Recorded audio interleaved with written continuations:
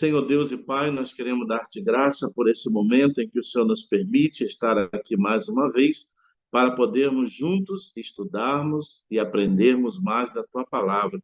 Colocamos-nos, Pai, em tuas mãos, totalmente entregue, rendido, na dispensação da tua mão poderosa e do teu mover sobre nós, para que possamos ser usados para ser um instrumento para o teu louvor e glória.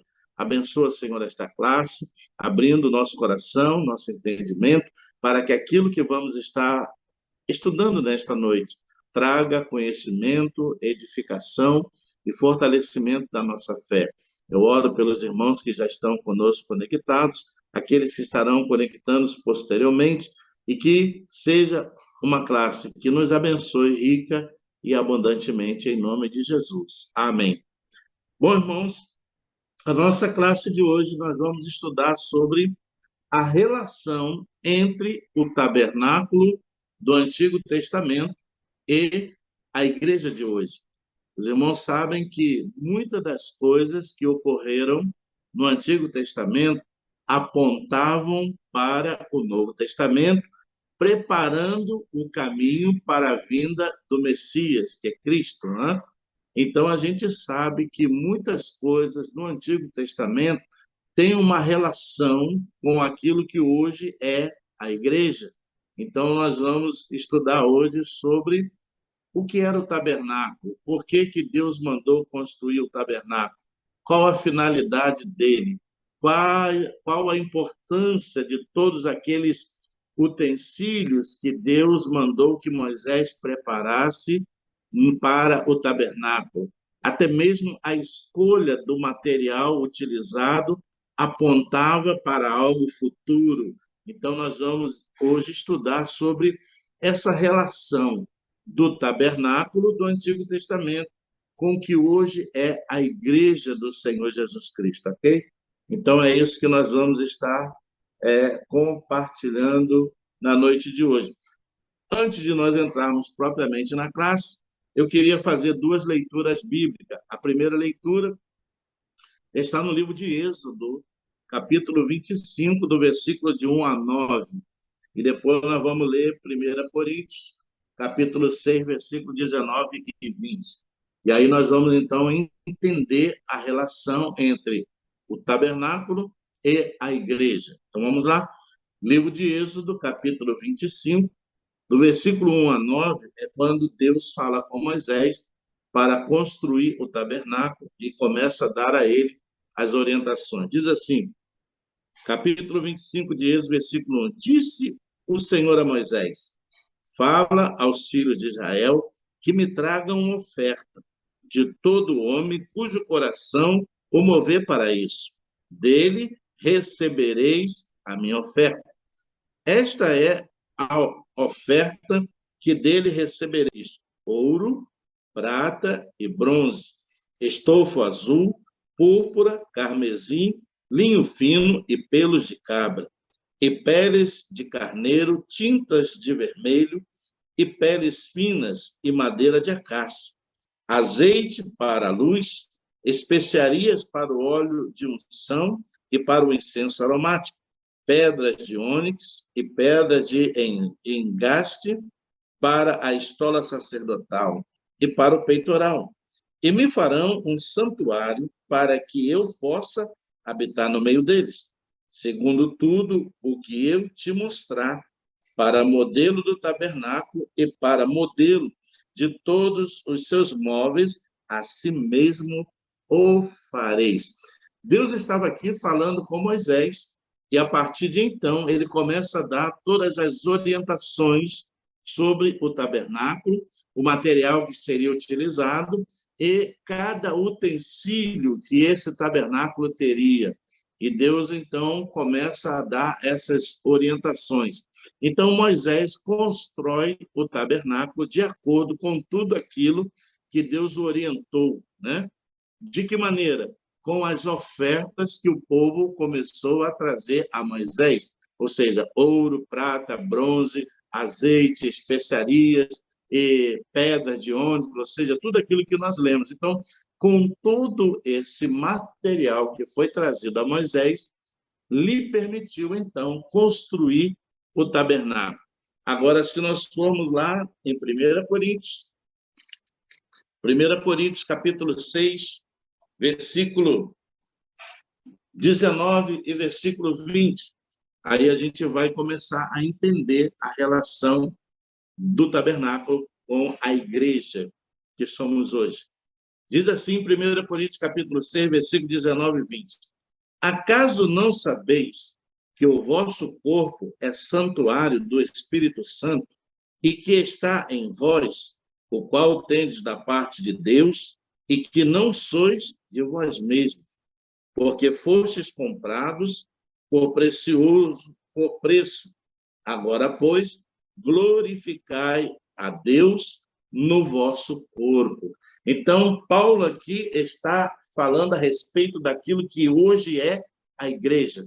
A igreja hoje, ela utiliza um templo onde nós nos reunimos, mas a igreja não é o físico, a igreja somos nós. Eu e você somos a igreja do Senhor Jesus, onde agora, assim como a arca simbolizava a presença de Deus, onde ela foi colocada no lugar santíssimo, agora eu e você somos a igreja, porque o Espírito de Deus agora habita em todo aquele que é nascido de novo.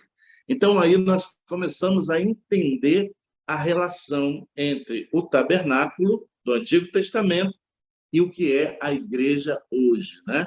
Então, isso é muito interessante e importante para a gente entender essa conexão e por que cada um desses materiais utilizados, qual a sua finalidade e o que eles representavam, né? Então, nós vamos começar a ver sobre isso. Então, vamos lá? Introdução. Precisamos entender qual a relação que há entre o tabernáculo do Antigo Testamento que Moisés construiu com o que somos hoje, como igreja do Senhor Jesus.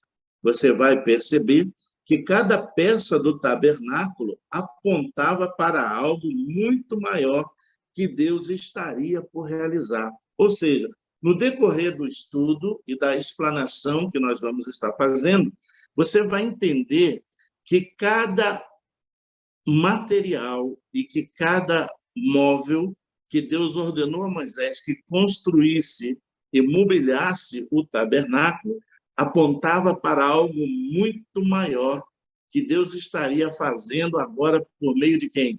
De Cristo. Então, essa é a relação que há entre o tabernáculo e hoje a igreja, né?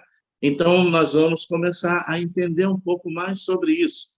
Então, nós vamos ver, primeiramente, qual a finalidade do tabernáculo? Quando Deus mandou que Moisés construísse o tabernáculo, qual a finalidade? A finalidade do tabernáculo era construir um lugar onde Deus pudesse habitar no meio do seu povo.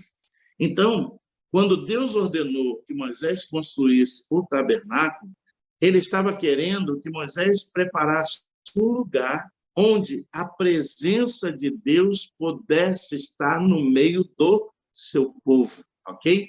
Então, essa é a finalidade, essa foi a finalidade. E a Bíblia diz que Deus se manifestava no meio do seu povo, de que maneira? O lugar santíssimo, onde a arca havia sido colocada, né? Era o lugar onde o sacerdote, somente o sumo sacerdote entrava, e era o lugar onde a presença de Deus era manifesta no meio do povo. Então, assim como Deus mandou que construísse um lugar onde a sua presença pudesse estar no meio do seu povo, hoje, com a igreja, a presença de Deus está permanentemente em mim e em você, ou seja, naquele que é nascido de novo, através da salvação em Cristo. Por quê? Porque agora não mais a arca da aliança, mas o Espírito de Deus habita em nós. Então é isso que Paulo estava dizendo. Acaso não sabeis que o vosso corpo, né, é templo, né, como ele diz aqui, é santuário do Espírito Santo, assim como naquele local no tabernáculo tinha um lugar santíssimo, onde a arca representava a presença de Deus no meio do povo, hoje, eu e você, que fomos nascidos de novo em Jesus Cristo, temos agora o Espírito Santo. E aonde habita o Espírito Santo? Em nosso corpo. Ele está dentro de nós. Recebemos da parte de Deus o Espírito de Deus, o Espírito Santo. Então, ele está em nós. Então, hoje, não há mais aquele santuário móvel que foi o tabernáculo, né? Que tinha que desmontar e montar a cada vez que o povo levantava acampamento. Não. Hoje, o Espírito de Deus está em nós. Então, você começa a fazer uma conexão do que era o tabernáculo para o que é hoje a igreja. Então, assim como a presença de Deus estava no meio do povo, naquele lugar santíssimo, dentro do tabernáculo, agora a presença de Deus está em mim e em você, que somos nascidos de novo através, né, de Jesus Cristo, com a fé, o arrependimento de pecado e o novo nascimento, como Jesus disse a Nicodemo. Necessário é nascer de novo da água e do Espírito, ok? Então, vamos lá. Então, vamos começar pela arca. O que era a arca? A arca da aliança, como Deus orientou Moisés para que fosse construída. Olha só que interessante. A arca da aliança deveria ser feita com madeira de acácia e revestida de ouro, né? Aí você fica pensando, madeira de acácia. Por que Deus não mandou Moisés construir a arca com uma madeira de qualidade melhor, tipo assim, pinho, mas uma madeira mais macia, mais fácil de ser trabalhada? Mas não. Olha que interessante. A arca deveria ser construída com madeira de acácia e revestida de ouro. Por que acácia? A acácia era uma madeira dura, cheia de nós, difícil de ser trabalhada, com muitas imperfeições. Interessante. Símbolo da nossa natureza pecaminosa, que, embora difícil de ser trabalhada, Deus nos escolheu para ele. Então, você vê que já no tabernáculo, Deus está apontando para algo que seria realizado no futuro. Assim como a madeira de acácia era uma madeira cheia de nós, imperfeições, difícil de ser trabalhada, assim também Deus estava apontando para quê? Para a natureza humana, que também é uma natureza pecaminosa, uma natureza difícil de ser trabalhada, cheia de imperfeições que nós somos, mas mesmo assim Deus nos escolheu para ele. Então você começa a fazer uma ligação, uma conexão entre essas coisas do Antigo Testamento e o que é hoje a igreja. Assim como Moisés teve que trabalhar com muita dificuldade a madeira de acácia para construir a arca, Deus também hoje, por obra do Espírito Santo, tem trabalhado na vida de cada um de nós, mesmo com os nossos defeitos, mesmo com as nossas imperfeições e mesmo com as nossas dificuldades de nos permitir ser por ele trabalhado. Mas, com tudo isso, Deus nos ama e não desiste de nós. Ele nos escolheu para ele e tem nos usado para a glorificação do teu nome, né? Do nome dele, né? Outro ponto importante. Por que essa arca feita de madeira de acácia, uma madeira cheia de imperfeições, de nós, uma madeira dura, cheia de difícil de ser trabalhada, agora Deus manda que essa arca seja revestida de ouro. O que significa? Por que a arca precisava ser revestida de ouro?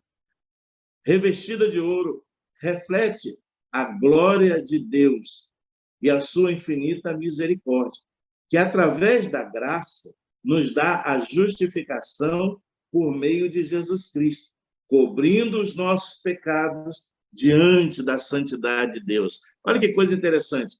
Assim como a arca feita de acácia, cheia de nós e imperfeições, tornava-se um móvel bonito, com um fino acabamento, sendo revestida de ouro, assim também, querido, eu e você, imperfeitos, pecaminoso, difícil de temperamento, de ser trabalhado, também somos cobertos, né, pelo precioso sangue do Senhor Jesus, através do seu sacrifício. Ou seja, o sacrifício de Jesus na cruz por nós e a obra agora do Espírito Santo, ela vai nos revestindo, ela vai nos moldando, ela vai nos preparando, ela vai nos santificando, e as nossas imperfeições, elas começam ou se tornam totalmente nulas através da justificação que nós temos por meio de Cristo. Tá? Então, quando Deus olha para mim e para você, ele olha através de Cristo. Então, o sacrifício de Jesus, ele cobre as nossas imperfeições, né? Ele nos prepara e, através do Espírito Santo, nós começamos a ser moldados, né, por ele. Então, a arca precisava ser revestida de ouro. Por quê? Porque o ouro, além de representar a glória de Deus, iria cobrir todas as imperfeições daquela madeira difícil e dura de ser trabalhada. Assim também, querido, o sacrifício de Jesus, realizado na cruz por nós, ele também nos cobre diante da santidade de Deus, de nossas imperfeições, né? Não somos santos e nem tampouco perfeitos. Sabemos que estamos num processo de crescimento e de santificação espiritual.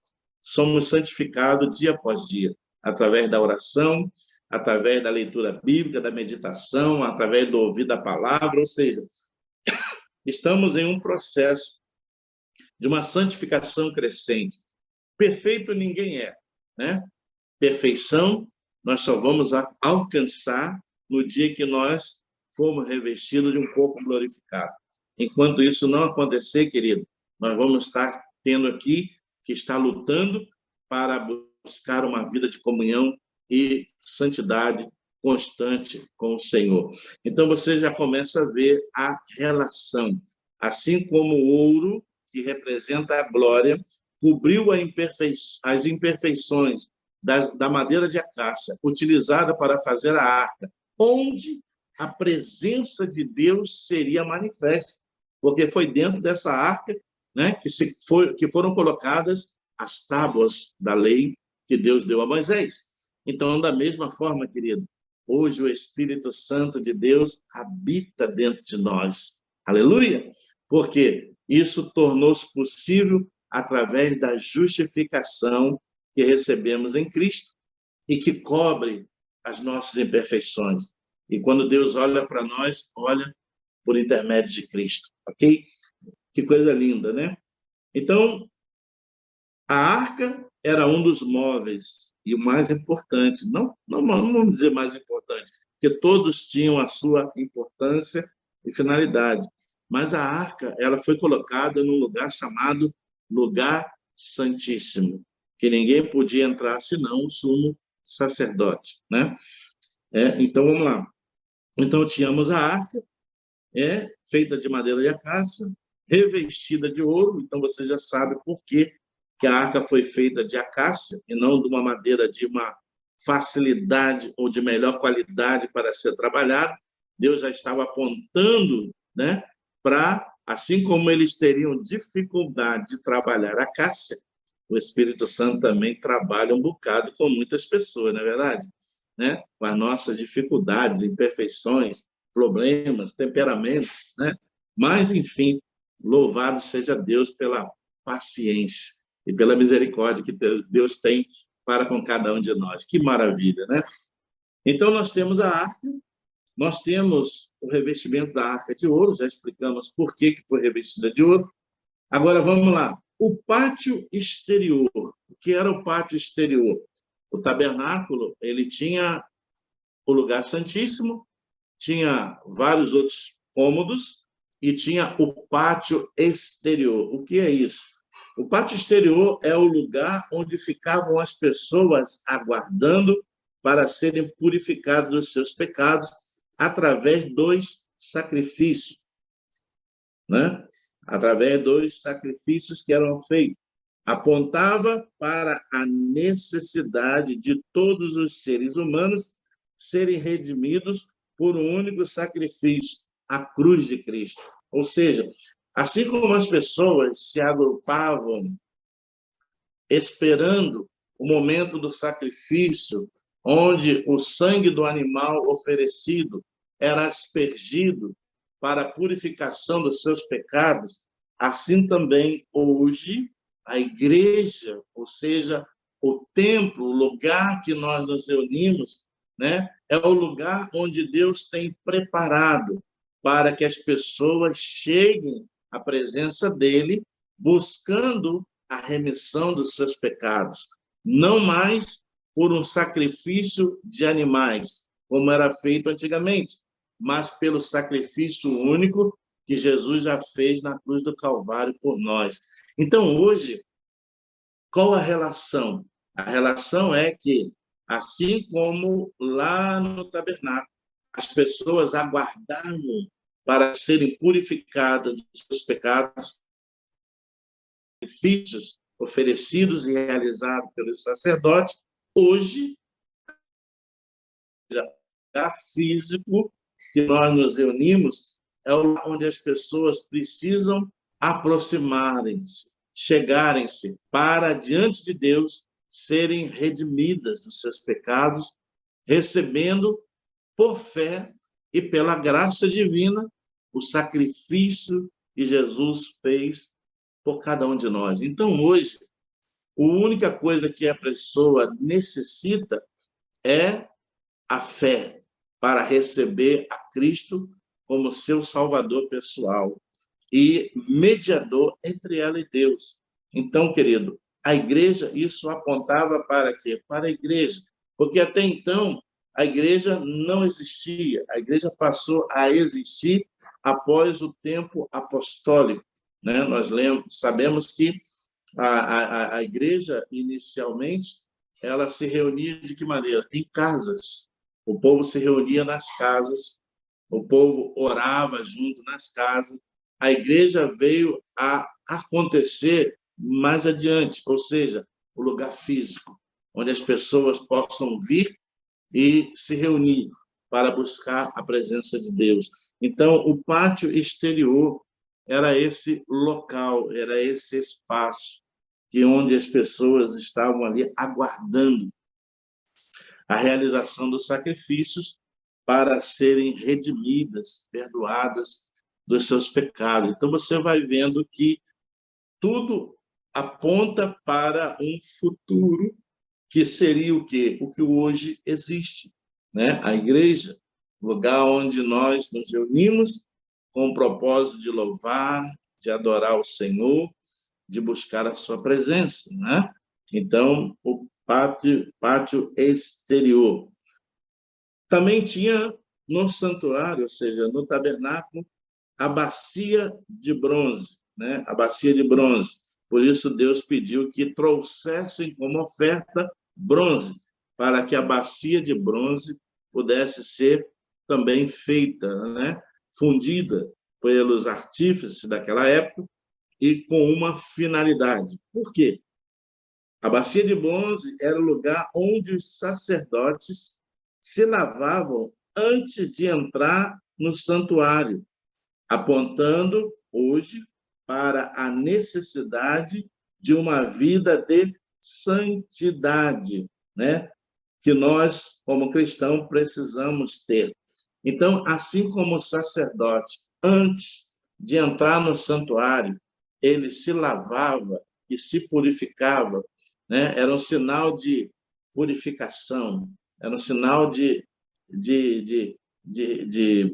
entrega, de lavagem. Então, purificação. Assim como o sacerdote não poderia entrar sem que antes se lavasse e fosse purificado, assim também hoje, nós, como igreja, para usufruirmos e da presença de Deus e da sua manifestação, precisamos também ter uma vida de santidade, né? E santidade não é vestimenta, santidade não é aparência. Há muitas pessoas que confundem um pouco a respeito disso. A santidade é um processo espiritual que começa de dentro para fora. Não são as roupas que me santificam, não é a minha aparência que me santifica, mas o meu coração, o meu interior, né? Então, há muitas pessoas que pensam que por se absterem do uso de alguns adereços vão apresentar-se mais santificadas diante de Deus. E não é assim. A santificação, ela começa de dentro para fora, né? É aquilo que Jesus disse aos fariseus: vós pareceis sepulcros caiados, bonitos por fora, mas cheios de ossos secos por dentro. Jesus estava querendo dizer com isso que não adiantava eles terem aquela vestimenta bonita, bem apresentada, uma boa aparência, com o coração cheio de rancor, de ódio, falta de perdão e muitas outras coisas, né? E Jesus, sondando o coração dessas pessoas, disse para eles, chamou-os de hipócritas, dizendo: hipócritas, pareceis sepulcros caiados, bonitos por fora, porém dentro cheio de imundícia, né? Então Jesus estava se referindo ao quê? A esses sentimentos. Não adianta eu me vestir e ter uma aparência de santidade se a santidade não está primeiramente no meu coração, na minha vida, né? Na minha relação com Deus. Então, o que nos santifica não é a roupa, não é a aparência, não é a abster-me do uso de alguns adereços, como no tempo que eu me converti, a igreja que eu me converti era uma igreja tão rigorosa nesse sentido de costumes, que uma irmã não podia cortar o cabelo, não podia pintar as unhas, não podia usar uma pregadeira no cabelo, um brinco, um batom, nada disso. Os homens também eram privados de tantas coisas. Você tem uma ideia? Não podíamos ir à praia, não podíamos ir ao cinema ver um filme, um monte de coisas, né? Mas não é isso que nos santifica, querido. O que santifica a mim e a você é uma comunhão com Deus, é um coração puro. Como disse o salmista, cria em mim um coração puro e um espírito inabalável. Amém? Então, a bacia de bronze mostra para nós que hoje, como igreja, assim como sacerdote, para entrar na presença de Deus, precisava purificar-se antes, nós também precisamos ter uma vida de santidade para poder nos aproximar desse Deus que é santo, ok? Por isso que nós temos que estar, como diz o Senhor na sua palavra, orai em todo tempo, sem cessar, porque o espírito está pronto, mas a carne é fraca. E o que leva-nos a pecar contra Deus? A carne. O pendor da carne é para a morte, é o que diz a Bíblia, né? Então, para que eu não satisfaça as concupiscências, os desejos e os apelos da minha carne, eu tenho que me fortalecer no espírito. Então, isso é santidade. É uma vida de oração, consagração, é uma vida de leitura, de relacionamento com Deus, de assiduidade aos cultos, de ouvir a palavra, ou seja, tudo que nós fazemos para nos aproximar de Deus nos santifica. E, em nossas orações, reconhecer os nossos pecados e pedir perdão ao Senhor. Quando eu oro e reconheço, porque nós pecamos, querido, até involuntariamente. É como o pastor disse lá quando pregou na nossa igreja, imagine se os seus pensamentos que vêm à sua mente durante o dia fossem escritos assim por cima da sua cabeça. Imagina, que coisa horrível seria, né? Porque muitas das vezes esses pensamentos, eles vêm à nossa mente. A Bíblia diz que enganoso é o coração do homem, né? O coração é enganoso. E muitas das vezes nós pecamos em pensamento, em palavra, em atitude. Então, quando eu me dobro, me rendo diante de Deus, reconhecendo meus pecados e clamo pelo perdão, pela misericórdia, Deus atende a minha oração, Deus me perdoa, Deus me purifica, a mim e a você, né? Então, assim como o sacerdote se purificava, lavando-se antes de entrar no santuário, assim também a igreja de hoje, que somos eu e você, precisamos de uma vida santificada para poder estar na presença de Deus, ok? Então, essa era a importância. E se nós formos lá no Salmo 51, vamos lá no Salmo 51, vamos ver aqui o que o salmista diz, Salmo 51, versículo 16 e versículo 17. Olha o que diz aí a palavra. Por que hoje a igreja precisa também santificar-se? Salmo 51, versículo 16 e 17. O salmista, ele diz assim: pois não te comprases em sacrifícios, do contrário, eu os daria, e não te agradas de holocausto. Sacrifícios agradáveis a Deus são um espírito quebrantado, coração compungido e contrito. Não o desprezarás, ó Deus. Então, o que o salmista está dizendo aqui, olha, se eu pudesse oferecer a ti sacrifícios, ofertas e holocaustos, eu o faria, mas isso já não te agrada. Qual é o sacrifício que Deus quer hoje? Porque a prática do sacrifício de animais é no Antigo Testamento, mas agora, com a vinda de Jesus, isso não é mais necessário. E como é que eu posso apresentar hoje os meus sacrifícios diante da presença de Deus? É como diz o Senhor aqui na sua palavra, através do salmista: sacrifícios agradáveis a Deus, o que é? Um espírito quebrantado e um coração compungido e contrito. Então, é um sinal de rendição, é um sinal de entrega, é um sinal de reconhecimento, e um sinal de uma necessidade de comunhão com Deus. Então, essa é a maneira que Deus quer que a gente viva hoje. Isso é santificação. Coração contrito, compungido, rendido, humilhado, reconhecendo que somos pecadores, porque somos pecadores mesmo, né?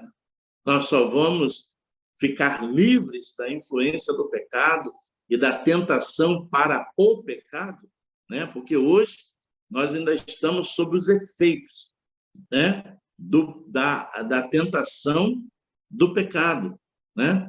Nós estamos sob o efeito. Por isso a Bíblia diz assim para nós: aquele que está de pé, olhe para que não caia. Então, nós ainda estamos nessa terra, no corpo dessa carne, onde o pendor da carne é para a morte. E como vencer isso? Com uma vida de santidade, né? Enchendo-nos do Espírito, para não satisfazer as concupiscências, os apelos, apetites da nossa carne. Porque quem arrasta você para o pecado? A carne.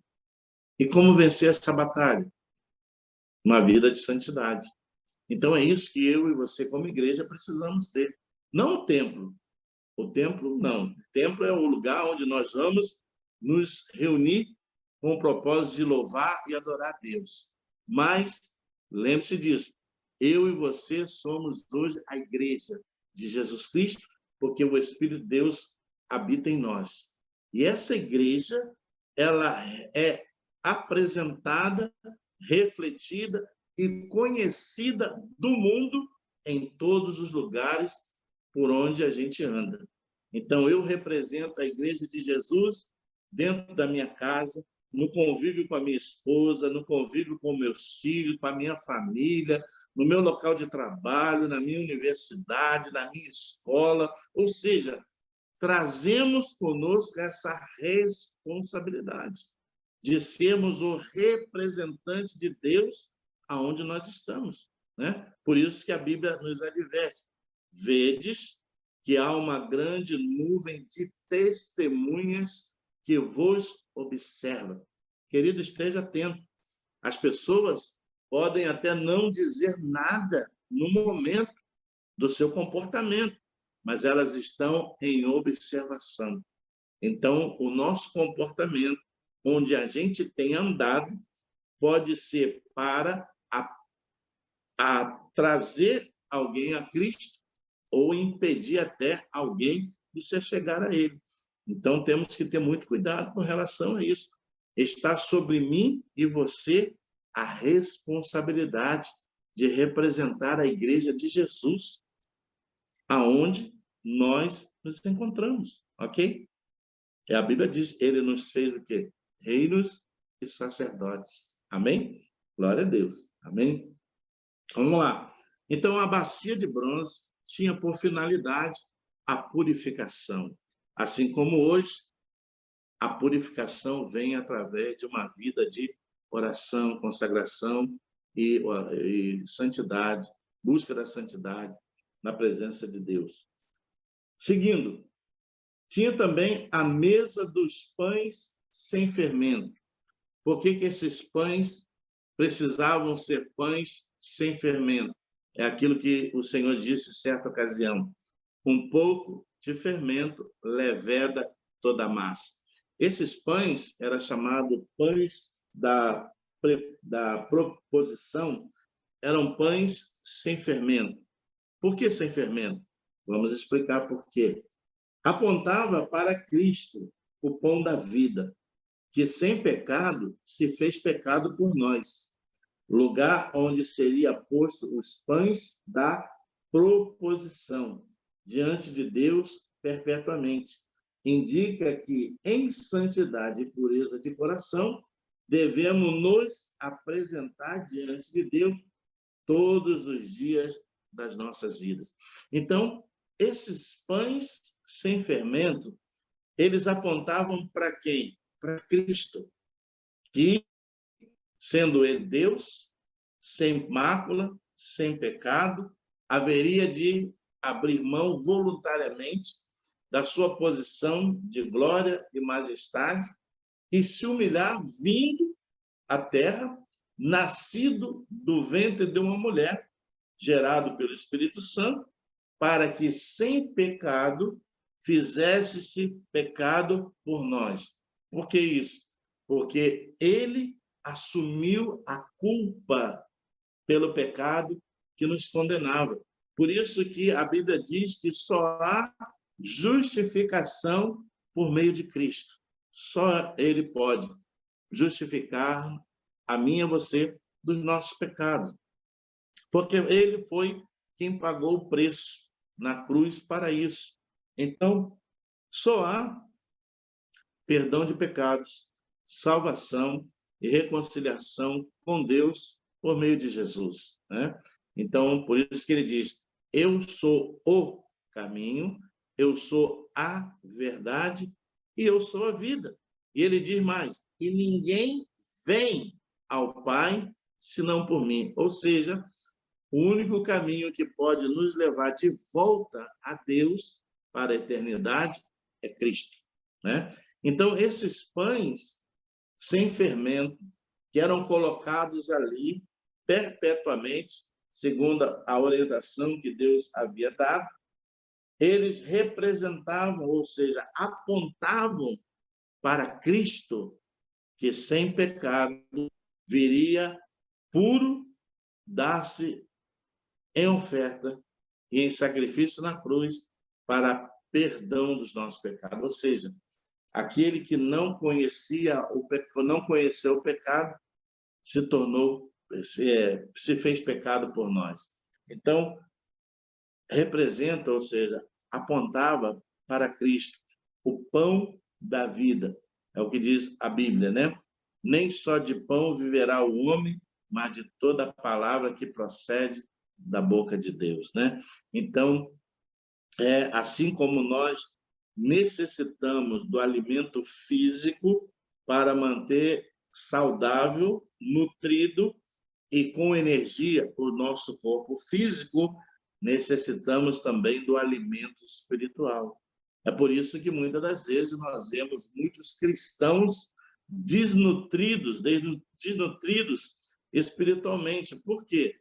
Porque estão em dieta espiritual. Não oram, não leem a Bíblia, não meditam, vêm na igreja esporadicamente, né? Uma vez sim, duas vezes não, aparece, some, né? É o The Flash. Quando você pensa que ele está, ele já foi, né? Então, é um problema, é o que nós estamos vivendo hoje na igreja, é a realidade, né? Por isso, hoje em dia, tem crescido muito o número dos desigrejados, ou seja, aqueles que acham que podem se dizerem cristãos, né? E estarem servindo a Deus sem fazer parte do corpo, que é a igreja. Isso é totalmente antibíblico, né? A Bíblia é clara com relação a isso, né? Que a igreja é o corpo e nós somos os membros. E como membro do corpo, temos que estar no corpo. Então, essa questão que hoje muitos estão apoiando, defendendo ou tomando como um costume para a sua vida, eu posso ser cristão em casa, né? É o chamado Cristo em casa. Eu ouço a mensagem pela internet, eu leio a minha Bíblia, faço minhas orações e assim está bem. Não, não está bem, não. Isso é totalmente antibíblico. Porque se você é, de fato, eu digo de fato, membro do corpo, você tem que estar no corpo. Você tem que ter um pastor, porque você é ovelha. A Bíblia diz que por que a ovelha precisava de um pastor? Porque a ovelha é um animal de visão curta. A ovelha é um animal que se perde com facilidade. A ovelha é um animal que, mesmo vendo o perigo, ela não tem reação de defesa, né? Por isso que o pastor tinha que estar ali de olho no rebanho, para afugentar os lobos que aproximavam-se para devorar as ovelhas. Então, querido, ovelha precisa de pastor. Perdoe-me aqueles que pensam ao contrário, mas isso é totalmente antibíblico, né? E ainda vão mais adiante. Tem gente até que, sem estar como membro da igreja, sem ter uma liderança espiritual, um pastor sobre a vida dela, ainda se mete com o mundo espiritual fazendo as coisas aleatoriamente. Não sabe o que estão fazendo e o que estão se envolvendo e absorvendo uma carga espiritual que desconhece, né? Então, cuidado, muito cuidado. O mundo espiritual é uma realidade. Não, pastor, eu só fui ali dar uma comida. Não, pastor, eu só fui ali fazer isso ou fazer aquilo. Meu irmão, você foi mexer com o mundo espiritual. E se você... Olha o que aconteceu com aqueles jovens que quiseram expulsar aquele espírito adivinho que estava possesso daquela pessoa.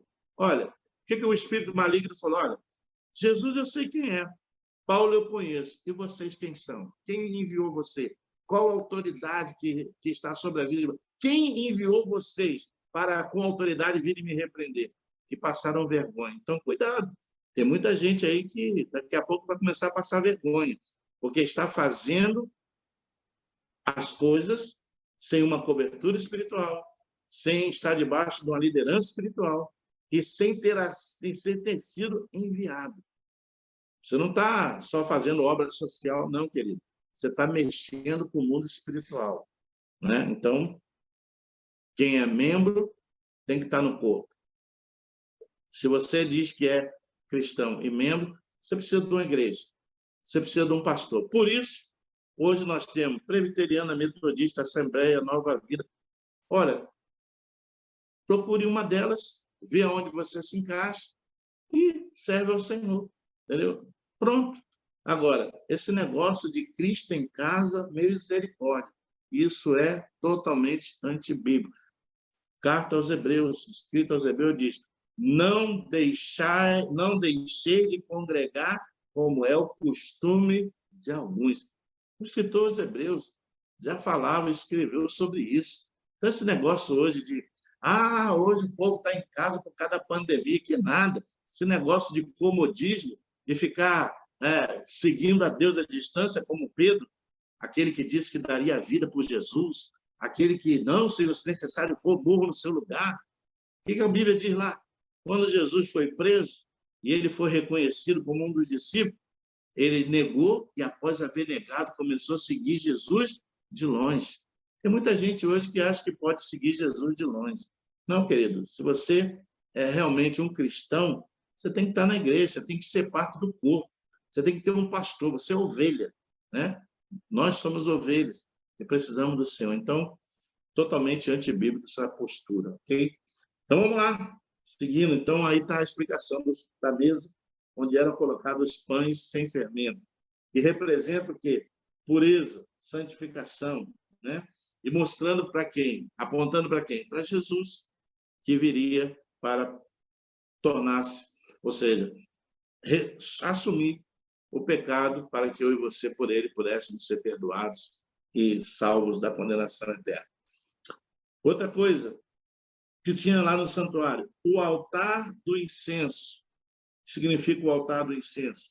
O lugar onde os sacerdotes queimavam incenso ao Senhor.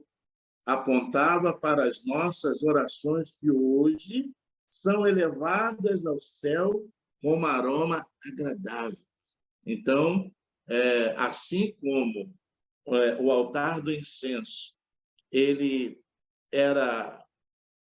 o incenso era queimado e aquela fumaça subia como aroma agradável, a presença de Deus lá no tabernáculo. Qual é o aroma agradável que hoje sobe a presença de Deus? As nossas orações.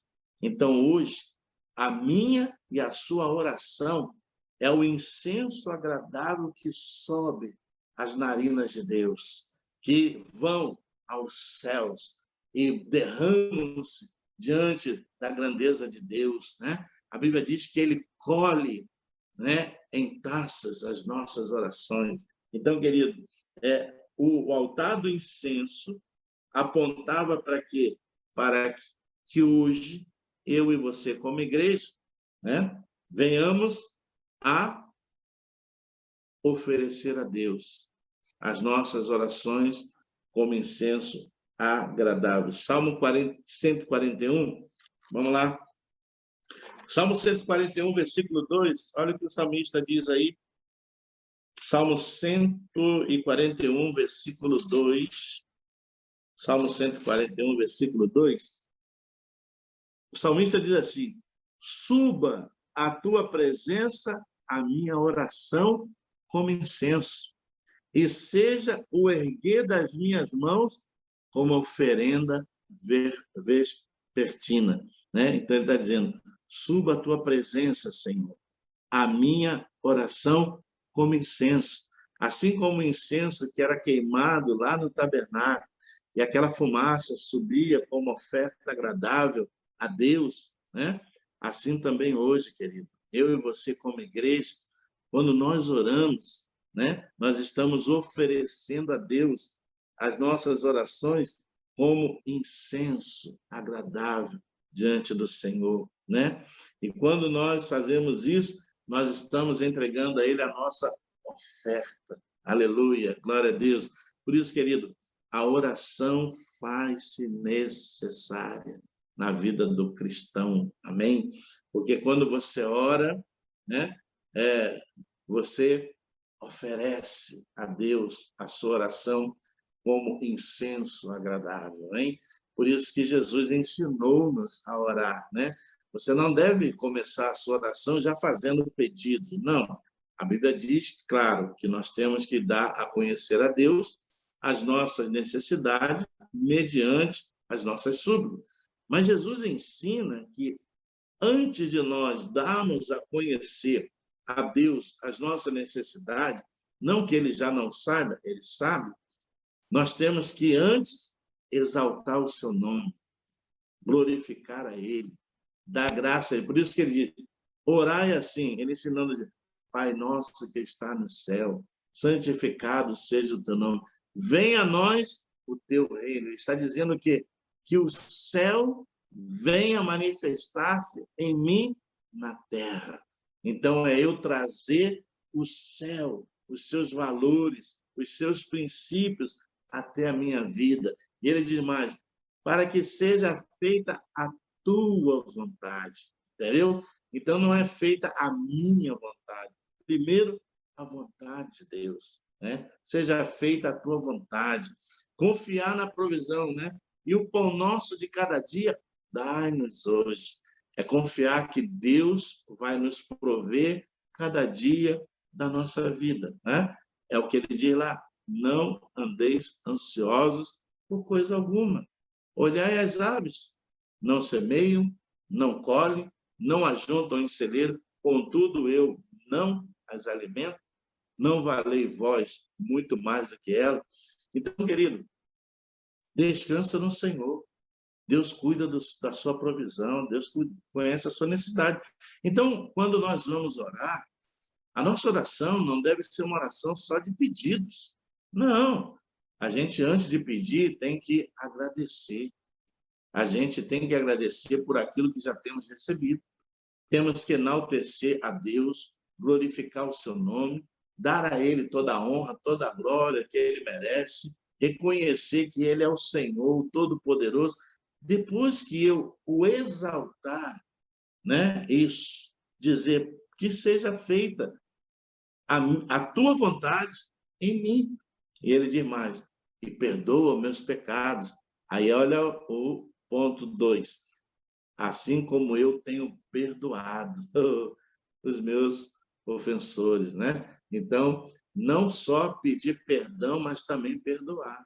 Tem muita gente que tem uma dificuldade enorme nessa segunda parte desse versículo. Querem o perdão, mas não estão dispostas a perdoar. Então, e se nós não perdoarmos, o que diz a Bíblia?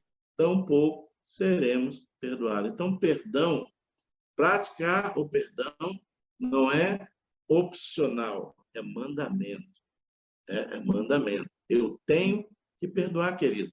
Não importa, né? Não importa. A Bíblia diz, olha, se teu inimigo tiver fome, dá de comer, se tiver sede, dá de beber.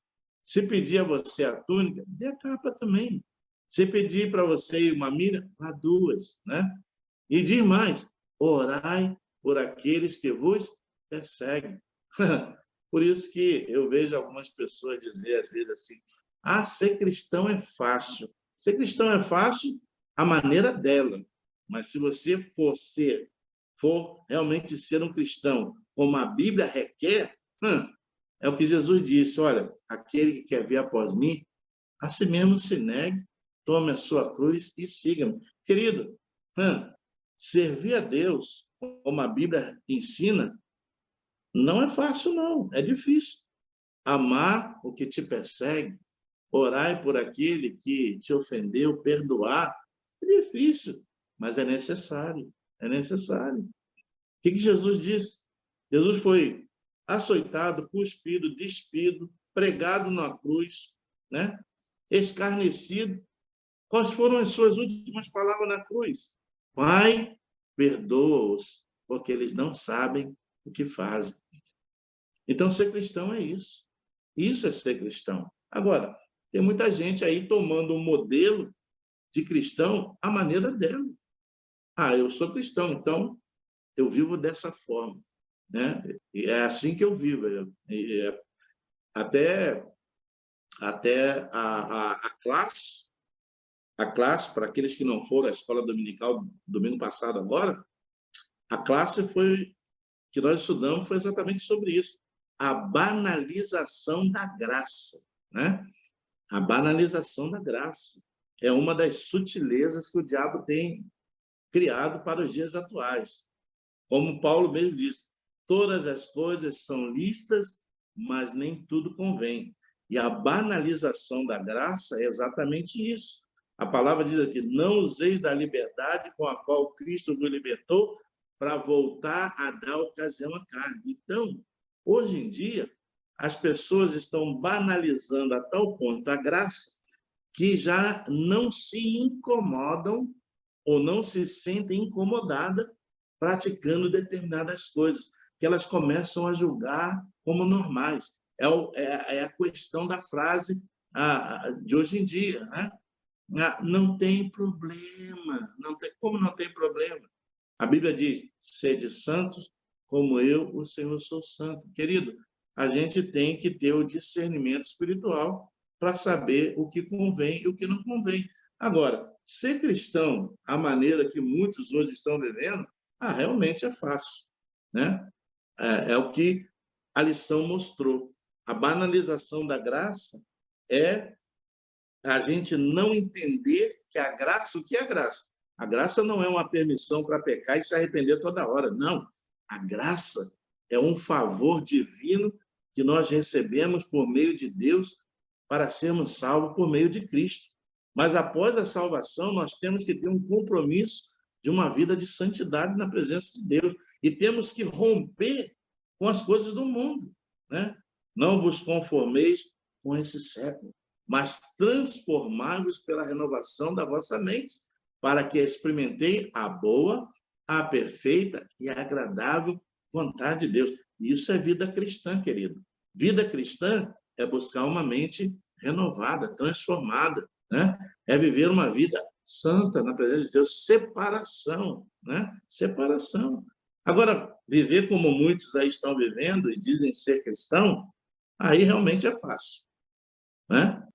Que não perdoa, cheio de mágoa, ressentimento, ódio, vingança, né? Não fala com A, não fala com B, não se dá com C.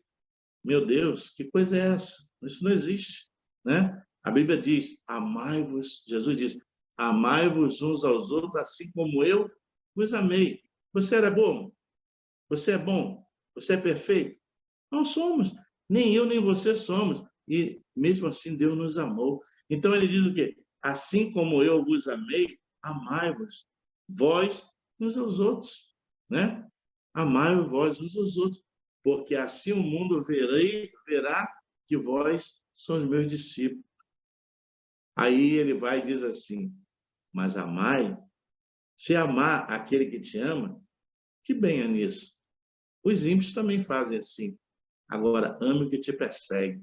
O desafio, querido, é você orar por aquela pessoa que está sempre fustigando você, está sempre criando problema, que está sempre te injuriando.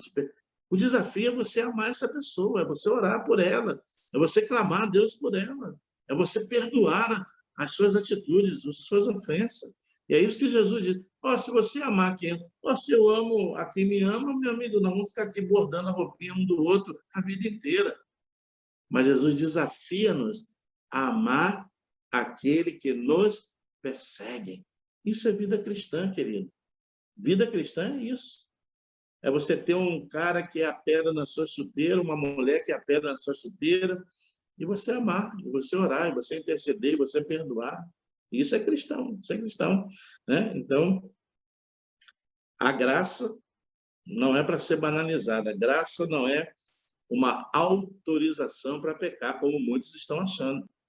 Eu posso pecar hoje e me arrepender amanhã. Eu posso pecar hoje e confessar. Não, a graça não é isso, né? Paulo, escrevendo, ele disse que eu não volte à prática das coisas antigas para que não seja reprovado diante daqueles ao qual eu tenho pregado, né? Então, querido, né? Então a gente tem que realmente viver esse desafio, né? A igreja é isso, é você amar, é você perdoar, isso é vida cristã. Agora viver aí com esse modelo de graça banalizado, onde estão começando a trazer o modelo do mundo para dentro da igreja. Pelo contrário, a igreja tem que influenciar o mundo lá fora. E tem muitos lugares que eles estão trazendo o mundo para dentro da igreja, né? Então, não se fala de pecado, não se fala de arrependimento, não se fala de confissão, não se fala de vida santa, porque isso incomoda, isso agride, isso inquieta, ninguém quer ouvir sobre isso, só quer ouvir mensagem que levante, que anime, não, né? Então, a gente tem que parar para pensar sobre isso, né? Então, vamos lá. Altar do incenso, então, a necessidade, assim como o incenso era queimado todos os dias, querido, queime o seu incenso agradável, diante de um altar de santidade, nas suas orações diante de Deus, continuamente. Isso é igreja, ok? Mais um ponto, candelabro. O candelabro deveria estar aceso e representava a Cristo como a luz que haveria de brilhar em meio às trevas desse mundo. Então, o candelabro era aquele utensílio que necessitava estar aceso todos os dias. O candelabro, ele apontava para a luz que haveria de vir ao mundo para manifestar-se em meio às trevas. Então, essa luz é Cristo, né? É a luz do mundo. Agora, o que diz a palavra do Senhor com relação a isso? Vamos lá em João, capítulo 3. Evangelho de João, capítulo 3. Evangelho de João, capítulo 3. Quanta coisa interessante, importante a gente está vendo e aprendendo hoje, e tão poucas pessoas interessadas, né? Que coisa tremenda. Tão poucas pessoas interessadas em aprender sobre algo que geralmente a gente não prega. A gente, às vezes, ensina em uma classe como essa. É por isso que a Bíblia diz: o meu povo sofre e sofre por não conhecer a minha palavra e o meu poder, né? Porque realmente as pessoas põem prioridades em outras coisas e não priorizam dar um tempo para aprender e serem ensinadas e orientadas na palavra de Deus, né? Então, é lamentável que muitas pessoas, às vezes, não tenham interesse em aprender da palavra de Deus, né? Mas o que importa é fazermos a nossa parte, ok? Então, vamos lá. Evangelho de João, capítulo 3, fala-nos a respeito da luz. Assim como a luz do candelabro precisava estar acesa, apontava para quê? Para a vinda de Cristo, que seria a luz a brilhar em mundo em trevas, né? E essa luz veio e se manifestou. Mas olha o que o Evangelho de João ele fala sobre isso. Evangelho de João, capítulo 3, versículo 19 até o versículo 21, diz assim: o julgamento é este, que a luz veio ao mundo. Quem é a luz? Cristo. Mas os homens amaram mais as trevas do que a luz, ou seja, o apetite para não reconhecer a salvação em detrimento dos prazeres que o pecado oferece. Então, isso é que faz com que eles rejeitem a luz da salvação em Cristo para permanecer nas trevas, porque o pecado sacia os deleites da sua carne, os apetites da sua carne. Então, ele diz: mas os homens que ele fala aqui não é só o homem masculino. Quando fala homem na Bíblia, está se referindo à criação, homem e mulher, né? Não pense você, pastor, então essa palavra é só para os homens? Não, essa palavra é para a criação, né? Mas os homens amaram mais as trevas do que a luz. Por que o fizeram? É a resposta: porque as suas obras eram más. Então, quem vive no pecado quer viver escondido. Quem vive no pecado não quer que o seu pecado seja apresentado diante da luz, porque a luz revela o que está em oculto. Essa é a razão pela qual, quando Adão pecou, procurou as folhas de figueira para cobrir a sua nudez. Então, ainda que a luz tenha vindo ao mundo, que é Cristo, ainda assim a humanidade prefere rejeitar a luz que leva à salvação para permanecer em trevas, escondido nas trevas para que o seu pecado não seja revelado. Versículo 20 diz assim: pois todo aquele que pratica o mal aborrece a luz e não se chega para a luz, por quê? A fim de não serem arguídas as suas obras. É por isso, querido, que quem está em pecado se esconde, some, desaparece, porque a luz, ela traz ao conhecimento, à revelação, o estado de pecado em que nós nos encontramos. Então, por optarem para viver no pecado, eles se afastam da luz, ou seja, o mundo continua na prática do pecado, porque o pecado é agradável. A quem? A carne. Sacia a carne. Mas mantém o espírito cativo, né, na condenação. Como ele diz, o julgamento é esse, né? E ele diz no versículo 21, quem pratica a verdade aproxima-se da luz, a fim de que suas obras sejam manifestas, porque feitas em Deus. Então, todo aquele que pratica a verdade, que vive na verdade, e não tem por que se esconder, ele busca Deus, ele está na presença de Deus, para que as suas boas obras sejam manifestas, porque são feitas por meio e intermédio de Deus. Então, querido, essa é a razão pela qual as pessoas se escondem, porque a luz da palavra de Deus, ela ilumina a escuridão em que elas se encontram e traz a revelação do seu pecado, né? E por não querer serem arguídas e transformadas através de um ato de arrependimento, confissão e abandono da prática do pecado, elas preferem continuarem escondidas, vivendo no mundo na prática do pecado, afastada de Deus, para que a luz da presença de Deus não revele a ela mesma o seu estado de pecado. Então, é o que diz. Então, essa luz, ela já veio, querido. E hoje, essa luz, ela está onde? Está em mim e em você. Por isso que a Bíblia diz, vós sois a luz do mundo. Então, com uma vida de santidade, comunhão com Deus, querido, essa luz vai estar sempre acesa em nós. E, uma vez acesa, ela vai refletir no mundo que está em trevas.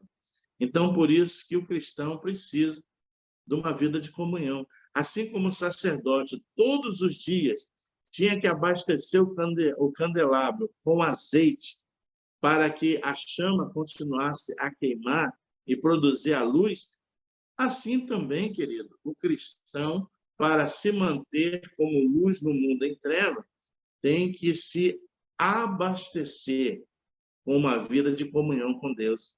É por isso que, às vezes, você olha para determinadas pessoas, aí você não vê o brilho, você não vê a alegria, você não vê reluzir nela a luz de Cristo, parece aquela pessoa opaca, aquela pessoa abatida, entristecida, fria, distanciada, parece que está presente fisicamente, mas espiritualmente está meio distanciado. Então, é incrível isso, é incrível isso. Como as pessoas, a Bíblia diz assim, a boca fala daquilo cujo o coração está cheio. E quando você conversa com uma pessoa que diz ser cristã, mas ela não está cheia de Deus, você pode perceber que a conversa dela muda de rumo a qualquer momento para uma coisa que não tem nada a ver. Porque quem está cheio de Deus fala de Deus, das coisas de Deus, das maravilhas de Deus. E ela reflete essa luz. Aonde você chega, as pessoas veem que você é uma pessoa diferente. Porque o que está em você não está no mundo. Aquilo que Jesus diz, eis que eu vos dou a paz que o mundo não tem e não conhece. Querido, você tem algo extraordinário, que é a presença do Espírito de Deus em você. Então, conserve isso, conserve isso. Não entristeçais o Espírito Santo de Deus que habita em vós, é o que diz a palavra de Deus. Então, o candelabro precisava ser abastecido pelo sacerdote com azeite todos os dias, para que a chama continuasse acesa, né? Acesa. Por isso que o crente precisa de uma vida de comunhão com Deus, porque aí de Deus vem o azeite para manter em nós essa chama acesa, ok? Lugar santíssimo, finalmente, lugar santíssimo, lugar onde era colocada a Arca da Aliança, símbolo da glória de Deus no meio do povo. Quando o véu se rasgou, nos deu acesso direto a Deus. E hoje, ele não habita mais em tendas ou em templo feito por mão de homens, mas ele habita dentro de cada um de nós que é nascido de novo. Ou seja, o lugar santíssimo era aquele lugar especial onde a arca do Senhor foi colocada. A arca representava a presença de Deus no meio do povo.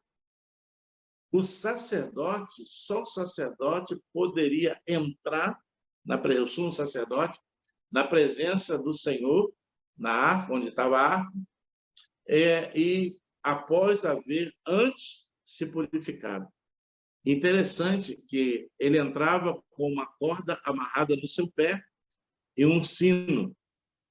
E por que isso? O sino ele tocava para mostrar aos que estavam de fora que estava tudo bem, que ele entrou na presença de Deus e não morreu. Porque se entrasse na presença de Deus sem haver sido purificado ou em pecado, morria instantaneamente. Essa foi a razão pela qual os filhos de Arão foram fulminados, porque ofereceram fogo estranho, né, na presença de Deus.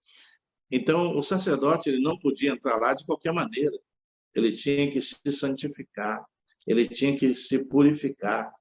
E entrava com o sino, a campainha, para dar sinal a todos lá fora que tudo estava bem, e com uma corda amarrada no pé. Por quê?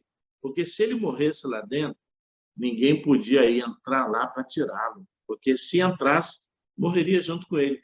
Então, essa corda era usada para puxar o seu corpo para fora, ok? Isso, da mesma forma, acontece mostrando para nós a necessidade de uma vida de santidade. Mas você lembra que o véu que separava o lugar santíssimo do lugar santo, quando Jesus ele ressuscitou, você lembra que o véu ele é rasgado, ele é aberto. Por que ele é aberto? Porque agora, em Cristo, ele abriu acesso a todo aquele que é nascido de novo, direto à presença de Deus. Essa é a razão pela qual hoje eu e você não precisamos de intermediários. Nós, quando oramos, falamos diretamente com o Pai e Ele nos ouve, ok? O que antes era feito no Antigo Testamento, onde as pessoas iam ao sacerdote, o sacerdote intercedia a Deus pelo povo, agora não. Agora, em Cristo, todos aqueles que são nascidos de novo, através da salvação em Jesus, e que têm o Espírito de Deus, podem ter acesso direto à sua presença. Então, essa é a razão pela qual o véu se rompeu, onde diz a palavra, e ele, o Senhor Jesus, abriu para mim e você um novo caminho. Ou seja, agora não precisamos mais de intermediário. É por isso que a idolatria é abominável diante de Deus, porque as pessoas se prostram diante de imagens construídas pela mão dos homens, como se essas imagens fossem intercessoras diante de Deus em favor delas. Então, a prática da idolatria é algo abominável diante de Deus, né? É abominável. Por quê? Porque em Cristo ele abriu o caminho para que eu e você tenhamos acesso direto à presença de Deus, né? E hoje, né?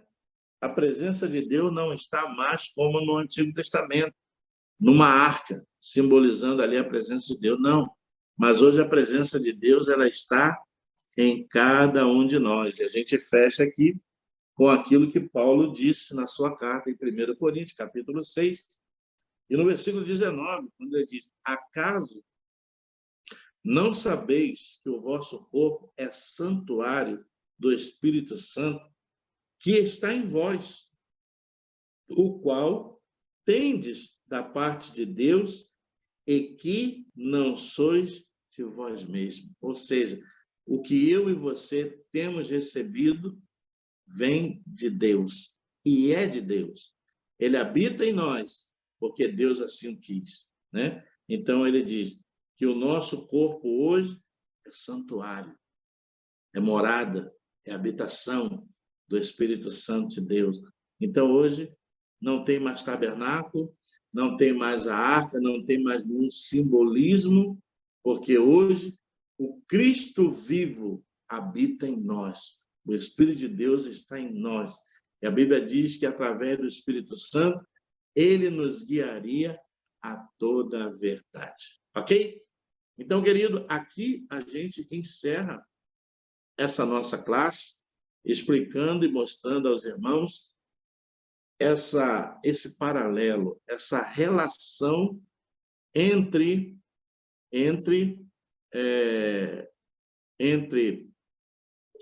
o tabernáculo no Antigo Testamento, os seus utensílios, o que eles representavam, porque Deus mandou que Moisés construísse o tabernáculo, porque seria a única forma da glória de Deus, da presença de Deus habitar no meio de um povo pecador, sem que os eliminasse. Por isso, teve que se fazer o lugar santíssimo, onde a arca era colocada, ok? Então, mesmo a glória e a presença desse Deus maravilhoso no meio de um povo pecador não os eliminava, porque havia o lugar santíssimo que os separava. Então, nada diferente de hoje, né?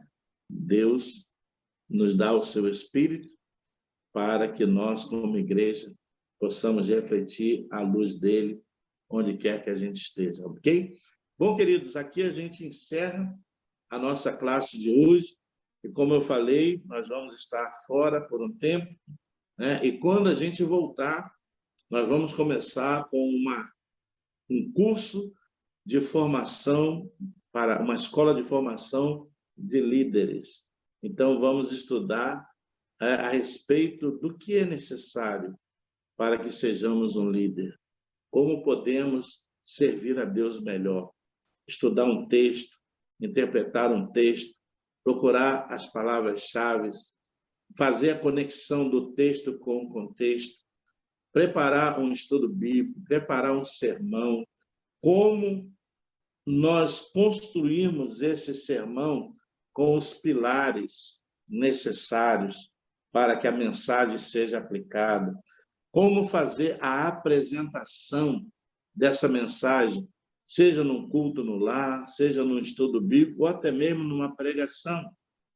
Algumas técnicas que nós utilizamos para manter a concentração das pessoas, né?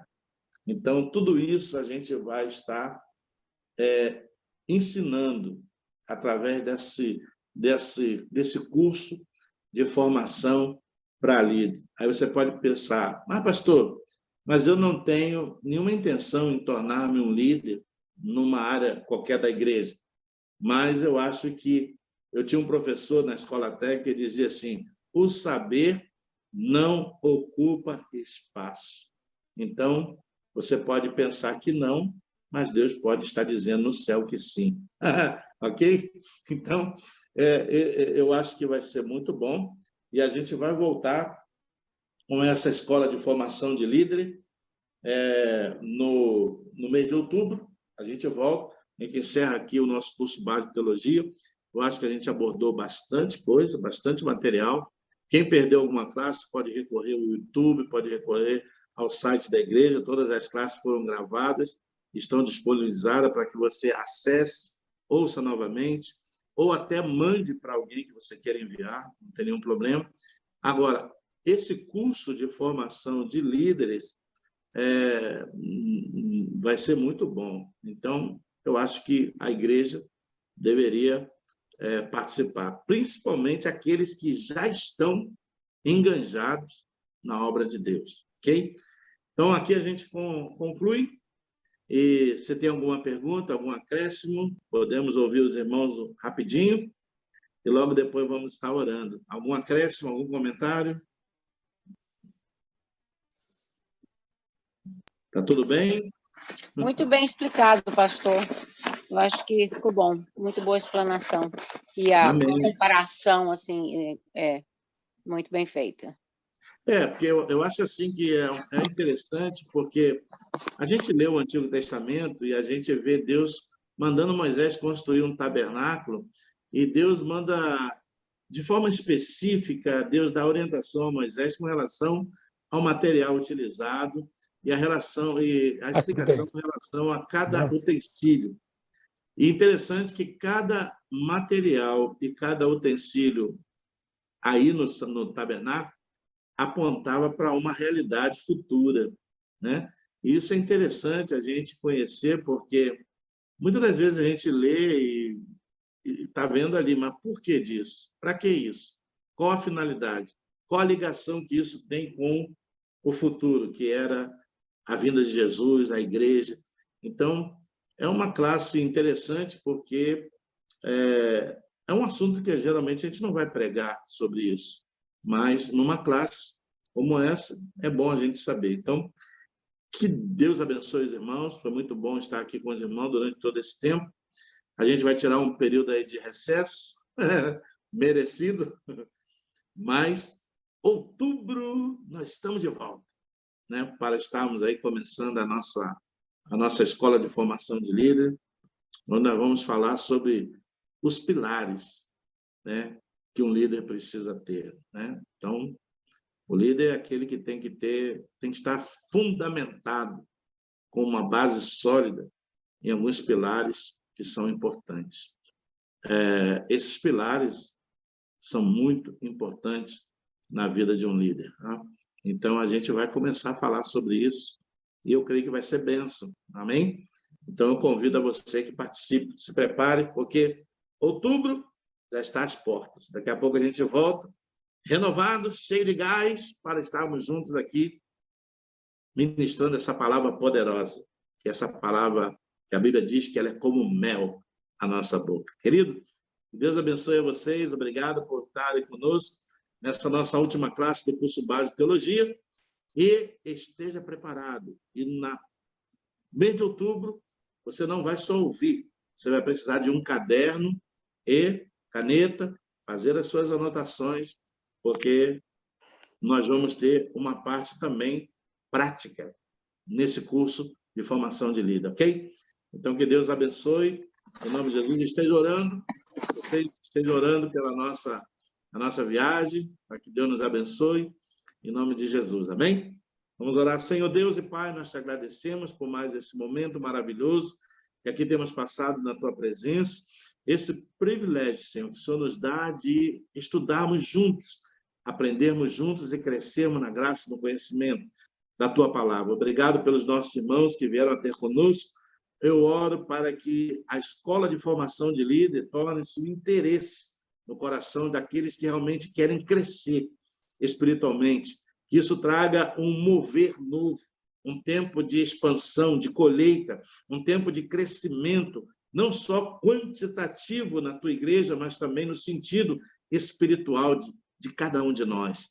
Pai, nos prepara para essa nova etapa, para esse novo tempo, que o Senhor esteja nos inspirando, dando-nos, Senhor, inspiração, dando-nos, Senhor, saúde, força, para que juntos possamos estar aqui através desse meio de comunicação para ensinar e aprendermos junto a tua palavra. Muito obrigado, Senhor. Abençoa a vida dos nossos irmãos, dando a cada um de nós uma noite maravilhosa, uma semana abençoada na tua presença, em nome de Jesus.